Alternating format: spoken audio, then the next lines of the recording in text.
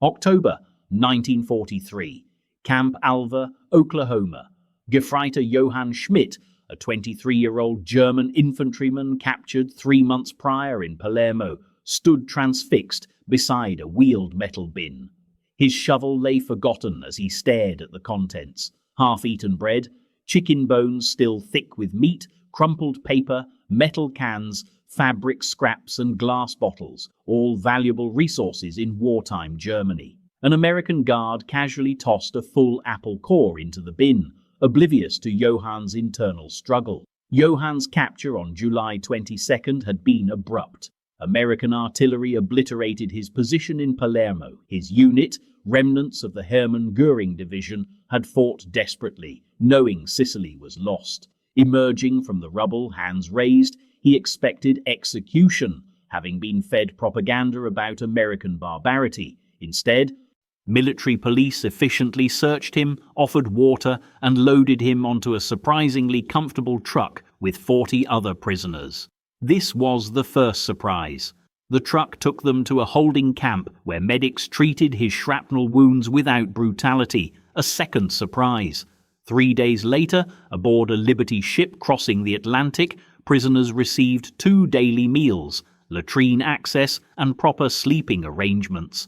Each unexpected event chipped away at Johann's ingrained beliefs. The 10-day Atlantic voyage was a blur of seasickness and disorientation. Sharing cramped quarters with 30 Africa Corps veterans, Johann listened to hushed conversations about their impossible situation. Obergefreiter Klaus Weber, a tank man from Dusseldorf, he even claimed the Americans fed prisoners better than the Wehrmacht fed its own soldiers in Tunisia.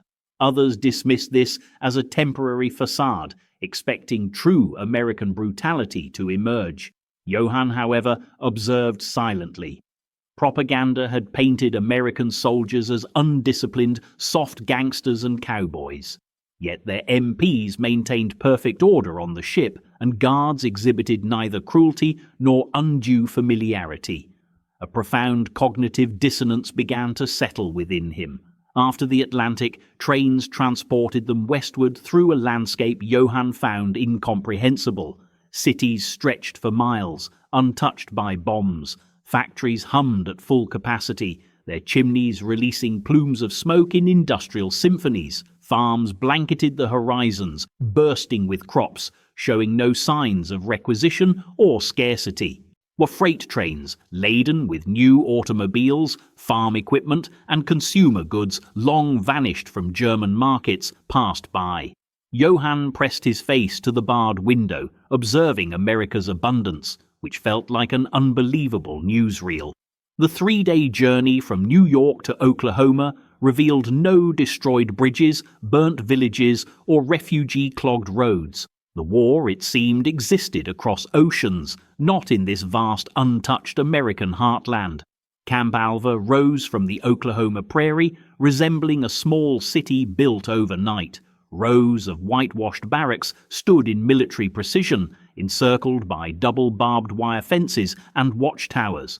Johann noted the American efficiency without excess during processing. A medical examination followed in a clinic boasting running water, electric lights, and an abundance of bandages. Your orderlies discarding bloodied ones without a thought of reuse. A gentle captain treated Johann's healing shrapnel wounds with sulfur powder and fresh dressings, luxuries reserved for officers in the Wehrmacht. Barracks assignment brought wooden buildings with cots, mattresses, wool blankets, and coal stoves. Each man received 2 sets of marked clothing, underwear, socks, and fitted boots. The supply sergeant dispensed items freely, as if abundance rendered strict accounting unnecessary. During his second week, after orientation lectures on camp rules and the Geneva Convention, Johann was assigned to garbage detail with 50 other prisoners. An American sergeant, speaking broken German and using gestures, explained their duties, collecting refuse, emptying bins, and maintaining common areas. It was simple, unskilled labor. Johann anticipated humiliation or deliberate degradation to break German pride. Instead, the sergeant provided gloves, demonstrated proper lifting techniques, and assigned prisoners to partners. The first morning passed mechanically, Johann and Klaus emptying wastebaskets from American offices, falling into a rhythm of lift, walk, dump, and return. Then came the cafeteria. Johann opened the screen door and stopped, stunned. The American mess hall was a vision from a fever dream. Prisoners sat at long tables with actual plates, not mess kits. They moved through serving lines where American cooks casually dished out portions without measuring or counting, a stark contrast to the careful rationing that had defined Johann's life. He watched a fellow prisoner receive a plate piled high with roast beef, gravy-soaked mashed potatoes, and green beans, 2 buttered bread rolls, and apple pie. The man hesitated, clearly expecting a catch, before carrying his tray to a table. No one stopped him. No one reduced his portion or demanded a ration card. Johann's job was to collect the waste. He positioned his wheeled bin near the disposal area and watched prisoners scrape their plates. A man from Hamburg discarded half a bread roll. Another threw away potato peelings that could have made soup. A third tossed meat scraps, enough to feed a family in Germany. The bin rapidly filled with food that still looked and smelled edible, not spoiled rations. Johann's hands trembled on the bin handles. In Düsseldorf, his mother received 250 grams of bread daily, supplemented by turnips and ersatz coffee. His sister worked in a munitions factory for ration coupons that bought increasingly empty promises. German newspapers trumpeted victories, but butcher shops were empty, and families burned furniture for heat. Yet here, enemy prisoners discarded more food in one meal than Johann's family saw in a week. Klaus appeared beside him, his face pale. "Johann, look at this." He held up a dented can of California peaches in heavy syrup. "They threw it away just because it's dented. The fruit inside is perfect." Klaus's voice dropped to a whisper. How can they be losing the war if they throw away dented cans? The question lingered unanswered. An American cook emerged from the kitchen with a bucket of vegetable scraps, carrot tops, celery leaves, onion skins, potato peelings. Johann instinctively stepped forward. He ready to take these valuable materials to be composted or fed to livestock. The cook walked past him and dumped the entire bucket into the garbage bin. Johann's mind reeled. These scraps were valuable. They could feed chickens, enrich soil, make soup stock. Every German housewife knew this. Every rationing poster preached it. Yet this American simply discarded them without a second thought. The afternoon shift took Johann to the American Guards' quarters. Here, the disconnect between propaganda and reality became absolute. He emptied wastebaskets filled with discarded newspapers, magazines advertising automobiles and home appliances, candy wrappers, cigarette packages, and personal items suggesting abundance beyond wartime necessity. One trash can held boots with worn heels but intact uppers, another a shirt with a torn pocket. In Germany, such items would be repaired and reused until they disintegrated. Here, they were merely replaced. The Americans had so much that repair was more costly than replacement. Johann wheeled a bin past the recreation yard where prisoners played volleyball with new equipment. A Red Cross representative distributed packages containing chocolate, cigarettes, soap, and real coffee, not the acorn mixture German civilians endured. Johann watched prisoners open packages, immediately trading unwanted items, creating a small economy based on preference rather than desperate need. Some saved chocolate bars for later.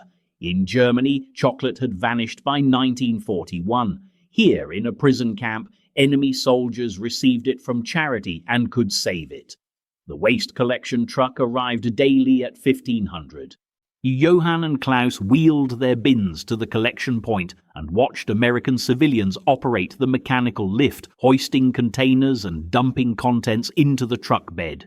The workers chatted casually about weather and weekend plans, lacking the grim determination of German civilian workers Johann had seen. The truck itself was new, well maintained, with good tires and fresh paint. Its diesel engine ran smoothly, free from poorly refined fuel stuttering. When full, it drove to the landfill on the camp's southern edge, where contents were simply dumped and covered with dirt. No sorting, no salvage, no recovery of valuable materials. The Americans were burying metal, glass, paper, and fabric that Germany desperately needed. That evening, Johann sat on his cot, attempting to write home. Camp censors read everything, so he couldn't speak freely, yet he had to convey this impossible truth. "Dear Mother," he wrote, "I am well and healthy. The camp provides adequate food and shelter." Adequate! The word tasted like ash. How could he tell her he ate better as a prisoner than he had as a soldier? That Americans discarded more food than his family received in rations? That the enemy nation, supposedly ravaged by U-boat blockades and strategic bombing, displayed an abundance that made German wartime sacrifice seem like performance art? Klaus sat nearby, struggling with his own letter. "We cannot tell them the truth," he murmured. "They would think us traitors or broken by propaganda. How do we explain that the enemy we were told was weak and decadent has so much that they waste more than we ever had?" Other prisoners gathered for their evening discussion. These veterans of North Africa and Sicily spoke in low voices about their observations. Feldwebel Richter, the ranking NCO, maintained that this abundance was a temporary facade designed to break German morale. Others argued the evidence was overwhelming. Newspapers showed no signs of rationing, and the guards' casual attitude towards material goods indicated it was normal, not exceptional. The camp's medical officer kept a bowl of aspirin on his desk, offering it freely. Johann lay awake, listening to snores. Electric lights illuminated the camp perimeter, powered by generators that never seemed to run out of fuel. In Germany, cities imposed blackouts. Civilians burned coal dust mixed with clay. Factories operated at partial capacity due to power shortages. Here, young Americans lit an empty prairie prison camp all night as if electricity cost nothing. The next morning, rain fell. Johann expected work to be cancelled, but the American sergeant simply issued ponchos and rubber boots, equipment distributed without forms or accountability. Garbage collection continued in wet conditions that would have halted most German military operations due to equipment shortages. Johann worked methodically, his hands performing familiar motions while his mind grappled with an arithmetic that refused to balance. Propaganda had stated, "Germans are disciplined and efficient, Americans are lazy and wasteful, therefore Germany wins through superior organization." But the evidence suggested otherwise. Americans could afford to be wasteful because their productivity was so vast. Though they discarded dented cans because factories produced more than they could use. They jettisoned worn clothing because textile mills ran at full capacity. Their garbage was not a sign of weakness, but of terrifying industrial strength. By the third day, Johann's shock gave way to clinical detachment. The American method made terrible sense. They had calculated that sorting, cleaning, and repurposing materials cost more in labor than simply producing new ones.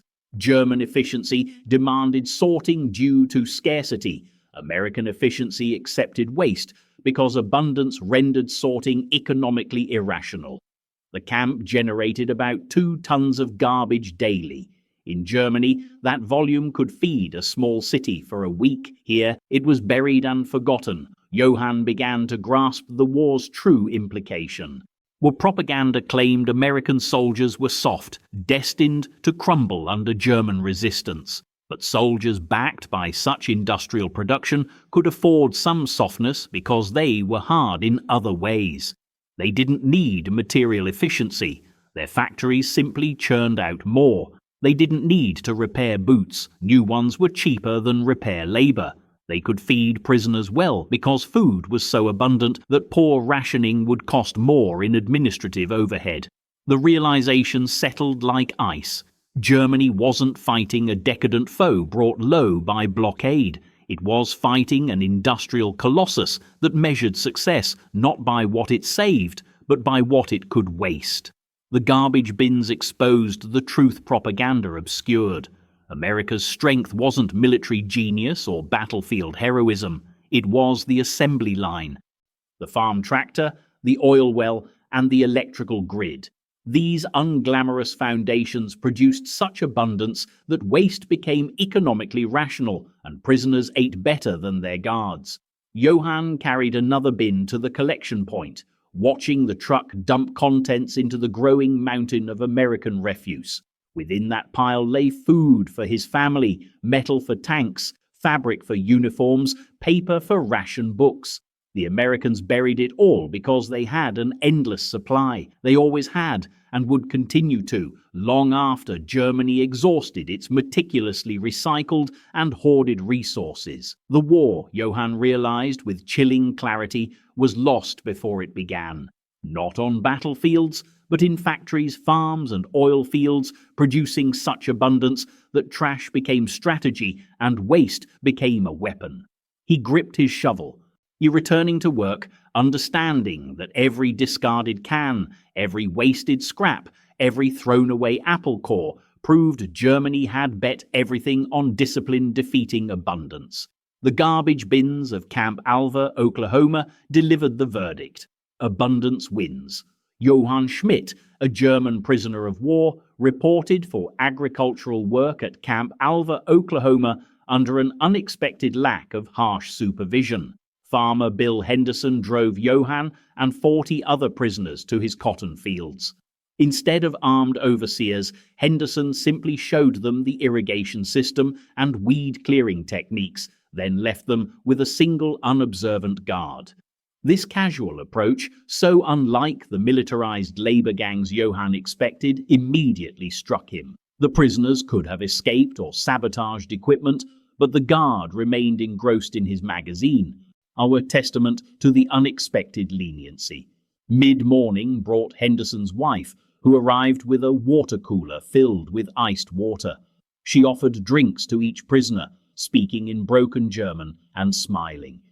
Johann found the clean, metallic taste of the cold water a stark contrast to the boiled water his mother drank back home. Later, Henderson returned with sandwiches, 2 per man, loaded with ham, white bread, mustard, and lettuce.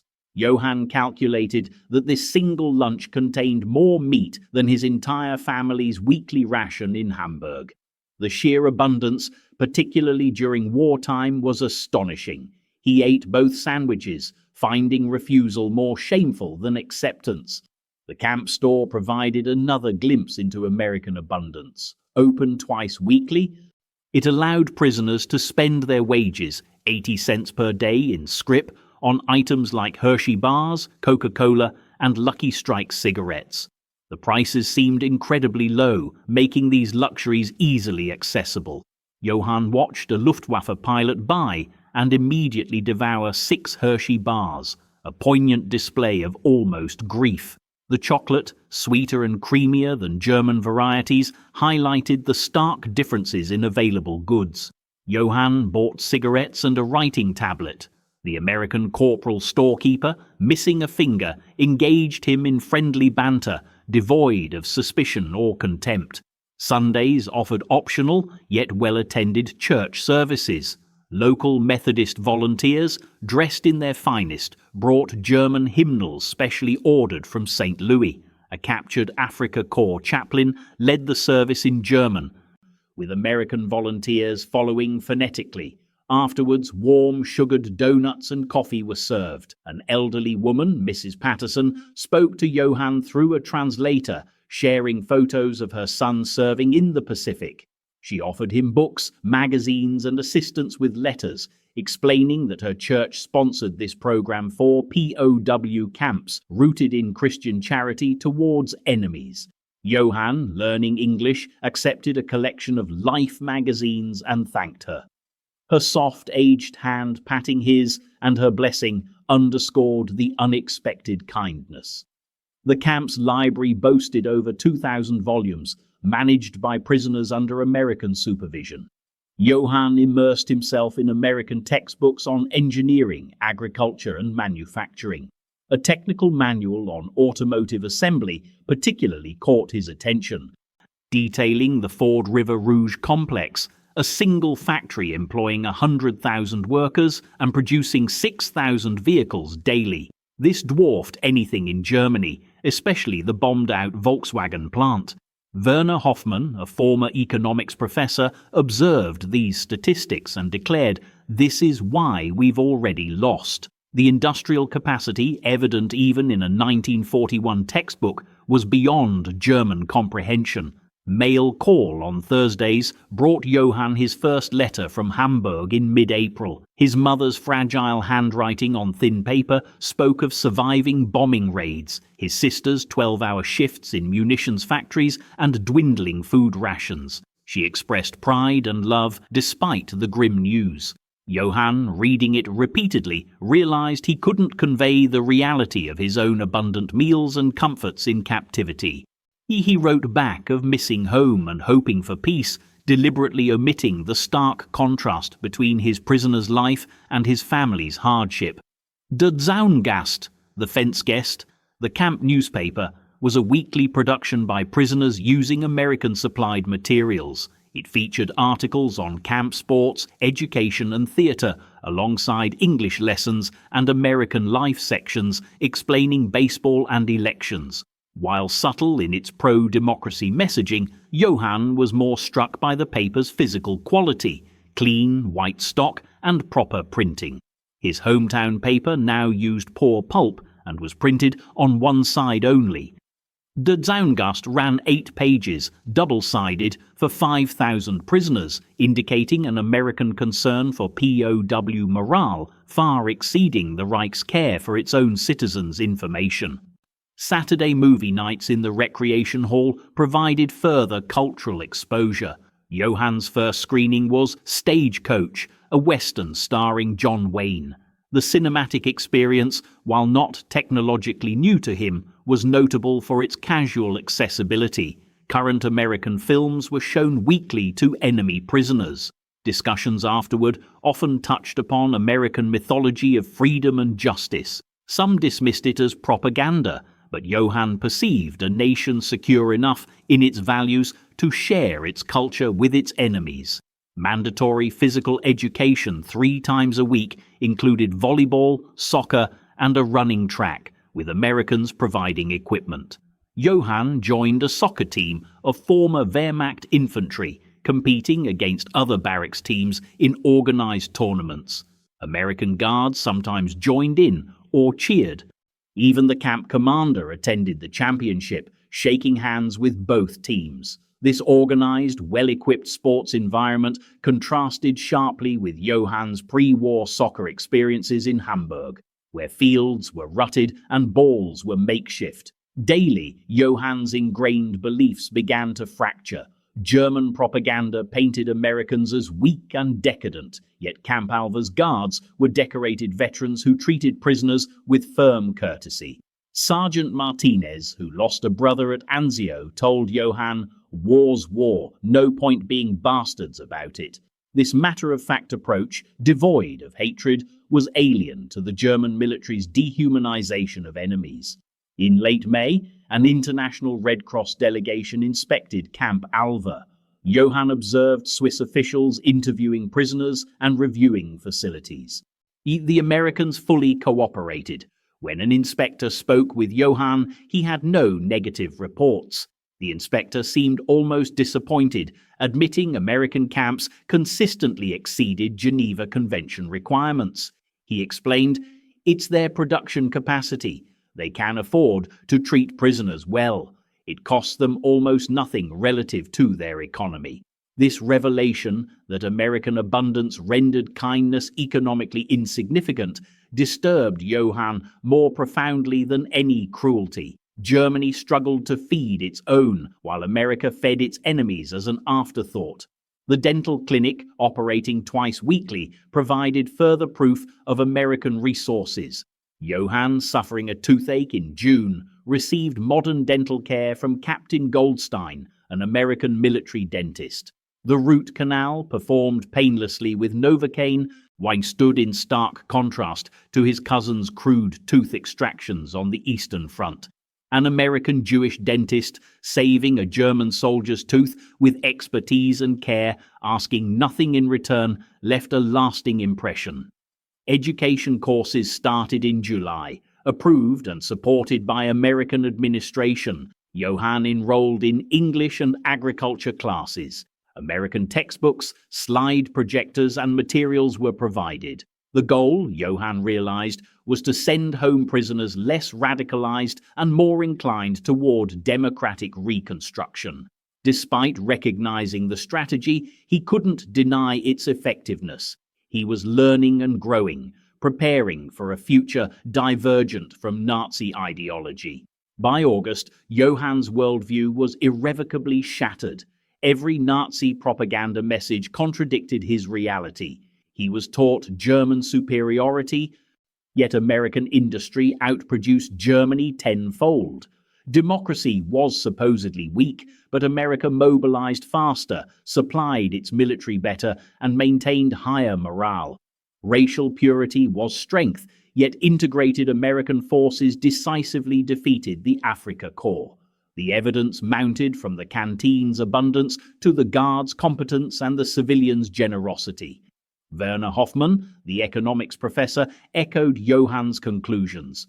The Reich's ideology was built on scarcity. America demonstrates that abundance is possible through productivity, not conquest. Johann reflected on the casual waste in the camp, discarded bread, packaging, realizing it wasn't inefficiency, but vast surplus that made conservation unnecessary. The weekly English newsletter updated prisoners on American current events. Johann read of D-Day and the liberation of France, seeing photographs of German cities reduced to rubble. His increasingly sporadic letters confirmed Hamburg's destruction and dwindling resources. He, meanwhile, gained weight, played volleyball, and studied agriculture, while his beliefs unraveled. In September, rumors of the war's impending end circulated, bringing mixed emotions about repatriation. Johann dreaded returning to a defeated, starving Germany after experiencing American abundance and civility. He heard of prisoners wanting to stay to work on American farms. Though post-war policy was undecided, the possibility existed. Johann wrote a carefully coded letter to his mother suggesting emigration after the war, no longer caring about censors. The regime was dying, and he was ready for what was next. On May 8, 1945, the loudspeakers at Camp Alva announced Germany's unconditional surrender, devastating yet relieving the 3,214 German prisoners. Johann Schmidt, among hundreds of other Kriegsgefangenen, watched American guards respectfully acknowledge the gravity of the news. Some prisoners wept, others stood in shock, and a few collapsed. Johann felt numb. The war that had consumed his adult life, taking him from the Afrika Korps to Oklahoma farmland, ended not in triumph but capitulation. The question amongst prisoners was, what now? Within 3 days, Camp Alva began processing repatriation paperwork. American officers outlined the timeline. German POWs would return home in waves from June 1945 through late 1946, contingent on shipping and port conditions. The logistics were immense, with over 370,000 German prisoners across the American heartland, needing transport to a Germany divided into 4 occupation zones. Johann's group was slated for spring 1946. The camp would continue operating, though work programs would scale down as contracts with local farmers expired. During this waiting period, the cultural disconnect Johann observed regarding American waste management intensified. Letters from Germany, arriving via Red Cross channels and military postal systems by late summer 1945, brought catastrophic news. Johann's first letter from his wife Margaret in September 1945 detailed the devastation in Hamburg, particularly from Operation Gomorrah in July 1943. This British firebombing had killed over 42,000 civilians and destroyed 61% of the city's housing.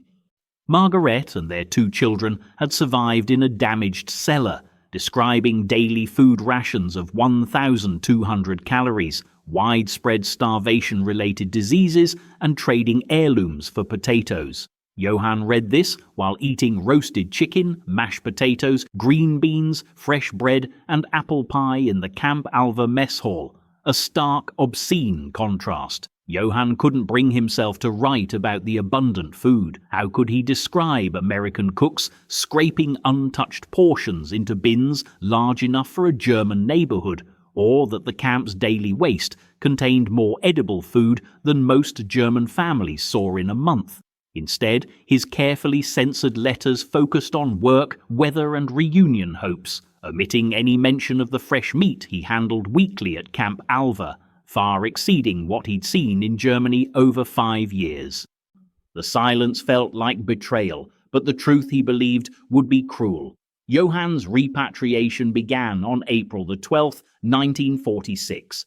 He boarded a train at Alva, heading east to Camp Shanks in New York, the main embarkation point for German POWs. The 4-day journey showcased an American landscape untouched by war, prosperous farms, intact cities, and well-fed civilians. At Camp Shanks, Johann underwent final processing, medical examinations, and denazification questionnaires. On April the 28th, 1946, he boarded the SS Marienflasche, a converted troopship carrying 4,500 German prisoners back across the Atlantic. The 12-day voyage mirrored Johann's 1943 journey. Though crowded, conditions were orderly and adequately provisioned. 2 simple but sufficient meals were served daily, which would soon seem luxurious by German standards. Approaching European waters in early May 1946, prisoners crowded the rails, met by a shocking sight of devastation, even for those prepared. The ship docked at Bremerhaven on May 10, 1946, a port operating at only 30% capacity, surrounded by bombed warehouses and visible sunken vessels. Stepping onto German soil for the first time since May 1943, Johann was processed by British occupation authorities. The denazification process, including questionnaires and interviews, classified individuals from major offenders to exonerated persons. As a regular Wehrmacht soldier with no SS ties, Johann received a Category 5 classification, exonerated within weeks, allowing him to seek employment in the shattered economy. The 120-kilometer train journey from Bremerhaven to Hamburg took 8 hours due to damaged tracks. When Johann observed a landscape of ruins, cities reduced to rubble, collapsed bridges, bombed factories, and refugees with their meager possessions, the destruction surpassed anything Margaret's letters had described.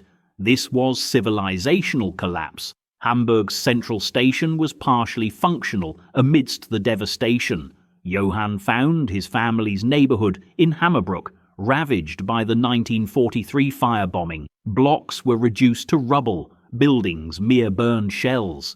Their apartment building was severely damaged, and Margaret and their children, Klaus, 12, and Greta, 10, lived in 3 rooms with no running water, intermittent electricity, and a small wood stove for heating. The reunion was emotional but strained. Johann barely recognized his thin, pale children, a stark contrast to the healthy American children he'd seen. Margaret, aged beyond her 41 years, looked gaunt, her hands calloused from manual labor. The food situation was far worse than the letters had conveyed. Hamburg residents in the British zone received official rations of about 1,550 calories daily, but distribution often fell short. Meals primarily consisted of bread, potatoes, and ersatz coffee. Meat was rare, appearing perhaps once weekly in tiny portions. Fresh vegetables were luxuries. Margaret had learned to make soup from vegetable peelings and stretch flour with sawdust.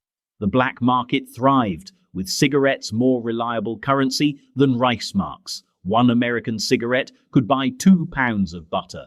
Johann's hidden supply of Camp Alva cigarettes became essential trade goods for his family for months.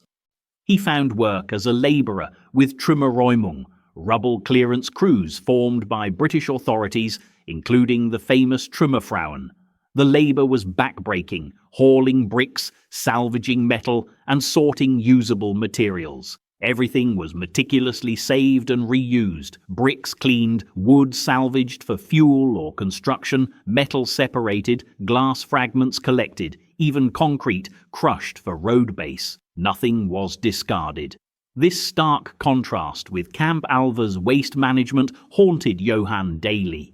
In Oklahoma, pristine lumber was burned, while in Hamburg, every splinter was precious. Johann never discussed American abundance with co-workers or family. The disparity was too vast, the pain too great. During a break, a fellow worker, Dieter, dismissed rumors of well-fed POWs in American camps, saying, "In no nation is that wasteful." Johann remained silent, the memory of Americans discarding more in a day than Dieter's family ate in a month, making him turn away. The truth, he knew, would be mockery. The following years were marked by arduous reconstruction. Johann worked in construction as Hamburg slowly rebuilt. By 1948, currency reform and Marshall Plan aid stabilized the economy. Food became more available, clothing could be bought, and the black market waned. In 1950, Johann found steady employment with a construction firm, working until his 1973 retirement, building thousands of housing units in Hamburg's reconstructed neighborhoods. His family life revolved around legendary efficiency and frugality. Johann wasted nothing. Food scraps became compost, worn clothing repurposed into rags, then cleaning materials, then cushion stuffing. He repaired items others discarded, resoled shoes, rebuilt furniture, maintained appliances for decades. His children adopted these habits, first out of necessity, then by example. Even during Germany's 1950s Wirtschaftswunder, economic miracle, Johann's frugality, though old-fashioned, persisted, deeply ingrained by the lesson of American waste. Johann Schmidt died in Hamburg on November 15, 1987, at 74. His obituary mentioned his reconstruction work but omitted his POW years. He never publicly discussed Camp Alva, American abundance, or his obsessive efficiency. Only Margaret knew the full story, respecting his confidence. Among his effects, his children found a Camp Alva notebook with sketches and diary entries. One entry from August 1945 read, "Today's waste bin contained enough bread for 30 families. I no longer understand what waste means." The broader legacy of German POW experiences in American camps remained largely unexamined in Germany for decades. Post-war focus was on survival, reconstruction, and confronting the Holocaust. Returned POWs often remained silent about their treatment, fearing disbelief or appearing grotesque given millions had starved. The cultural shock, the revelation of American industrial abundance and casual waste, remained largely private. Serious academic study of German POWs in America began in the 1970s. Judith Gansberg's 1977 Stalag, USA documented camp conditions, interviewing former POWs and examining War Department records, confirming the American POW system's incomprehensible resource abundance. Arnold Kramer's 1979 Nazi Prisoners of War in America analyzed the 371,000 German prisoners in 511 U.S. camps between 1943 and 1946, revealing systematic patterns: nutrition exceeding Geneva Convention requirements, heated barracks, medical care, recreational facilities, and waste management reflecting industrial capacity rather than wartime scarcity. Camp Alva closed in September 1946, its buildings demolished or repurposed. The site was forgotten until Oklahoma historians documented POW camps in the 1980s. The Cherokee Strip Regional Heritage Center in Alva, established an exhibit in 1992 with photos, artifacts, and oral histories. It included documentation of the agricultural labor program, where POWs earned 80 cents daily in camp scrip, often spent on toiletries or candy. While some German POWs maintained ties to their American experience. A 1985 reunion in Oklahoma brought dozens of former Camp Alva prisoners back. Local newspapers reported emotional visits to farms where they'd worked, meetings with elderly guards, and reflections on their treatment. One returnee stated, "We expected to be treated as we had treated prisoners. Instead, we were treated as human beings. It changed how I understood America." Another simply remarked about food abundance. "We thought propaganda films showing American plenty were exaggerations. They were documentaries." The contrast in POW treatment influenced post-war international law. The 1949 Geneva Convention, relative to the treatment of prisoners of war, incorporated lessons from World War II, with American adherence to, and often exceeding, the 1929 Geneva Convention standards for POW treatment, influencing provisions for adequate nutrition, housing, medical care, and humane conditions. The U.S. Army's experience with hundreds of thousands of Axis prisoners shaped its military doctrine for future conflicts. The cultural exchange had unexpected long-term effects. About 5,000 German POWs remained in America post-war through marriage or immigration. These former enemies became citizens, contributing to communities. Their unique perspective on American abundance versus European scarcity fostered family cultures of efficiency and appreciation in subsequent generations. One former Camp Alva prisoner married an Oklahoma farm woman in 1947, raised 6 children, and successfully farmed until his death in 1993. His family blending German traditions with American opportunity, a fusion born from his POW experience. Johann's witnessed waste management reflected fundamental differences in economic models and resource availability. America's industrial capacity, shielded from bombing, operated at full production, while Europe's infrastructure was systematically destroyed. Mechanized American agriculture produced surpluses, making food waste economically acceptable. This abundance, though not permanent, sharply contrasted with Germany's total mobilization economy. German civilians experienced rationing from 1939, with rations dwindling to under 1,000 calories daily by 1945. Black market activity, hoarding, and Allied relief prevented mass starvation, but hunger defined daily life for years. Modern German historians note the psychological impact of returned POWs' silence about American abundance. This silence created a gap in understanding American industrial power and contributed to Cold War-era underestimation of Western economic capacity. While West Germany's economy recovered, the initial post-war years were marked by disbelief that such disparity could exist. Johann Schmidt's lesson that waste and abundance were culturally specific informed a generation's approach to resource management. The story of German POWs confronting American waste culture reveals essential truths about war's economic dimensions. Military conflict spanned productive capacity, resource management, and civilian endurance. America's ability to feed its prisoners better than Germany could feed its citizens demonstrated its overwhelming industrial and geographic advantage. This reality, more than any battle, ensured Allied victory and shaped the post-war order. Johann Schmidt's quiet, lifelong frugality was a personal testimony to lessons learned when prosperity and deprivation collided in an Oklahoma POW camp, leaving memories deeper than combat, daily reminding him that waste, like wealth, is perceived only by those who have known its opposite.